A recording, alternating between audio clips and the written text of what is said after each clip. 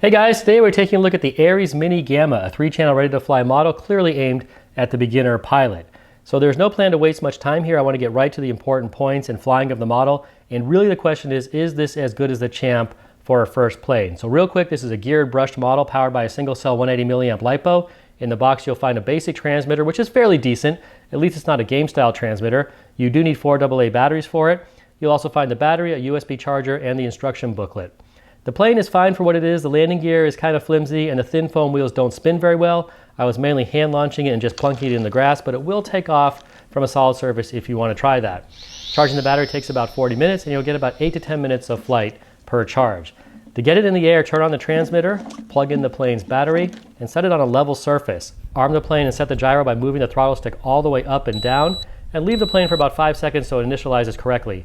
Now you can go fly. It's a fairly loud model as the gearbox starts the prop spinning, and that's normal for this one. So, 2 things that are very important for a good beginner model: durability and flight performance. This model is EPP foam, which is very good for taking crashes. The foam will bend and flex quite a bit before breaking.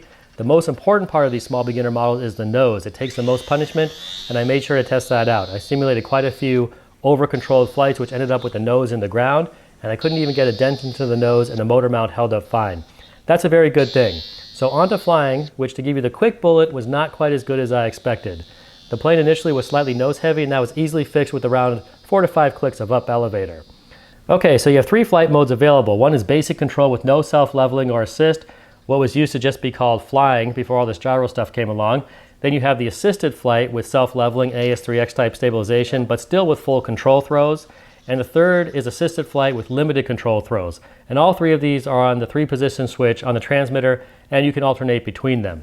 So if you're just starting out and you're learning basic flight orientation, throttle management, and generally just trying to keep the plane in the air without hitting yourself or the ground, start in full assisted mode. This is the easiest mode to fly in, and the plane is quite stable. You can't roll it, you can't loop it, and it will just kind of stay upright. It's kind of boring to fly, but that's what you want. The throws are limited, so you need more room to turn. If you're just starting, take the plane to the middle of the field because there's a good chance you're going to end up flying it behind you from where you're standing.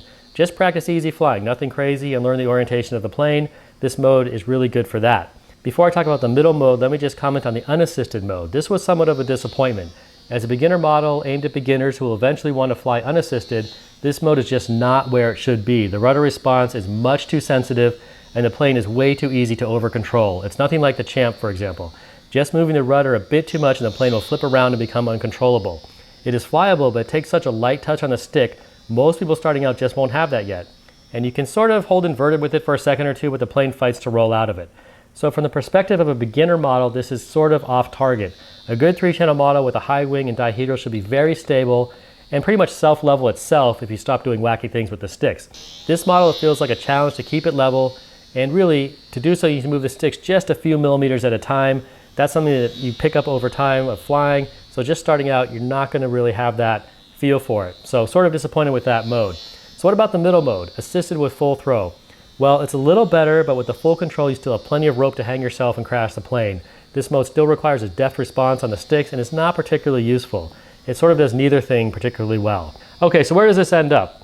It's a more durable airframe than the Champ, but it just doesn't fly as well as it should. The fully assisted mode is decent, and certainly one could just learn to fly with that to get some basics down. Just don't be frustrated or think you can't do it once you go unassisted and start crashing. It's a problem with the setup.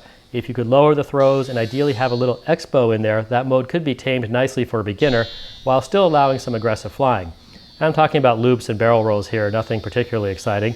I wish the middle mode was a low-rate unassisted mode rather than the high-rate assisted mode, if that makes any sense, because the middle mode itself, where it stands, is just not that useful. After a lot of nose-in crashes, the plane was undamaged from the outside. Again, that's great. However, the board was secretly getting trashed because the assisted modes started to have a lot of elevator twitching. So I'm hard-pressed to recommend this plane over the Champ. If they can fix it to be more beginner-friendly, that may be the case, but as it is now, I would still say even though the Champ is a little bit more fragile, it's a better flying model. All right, guys, thanks for watching, and I'll see you next time.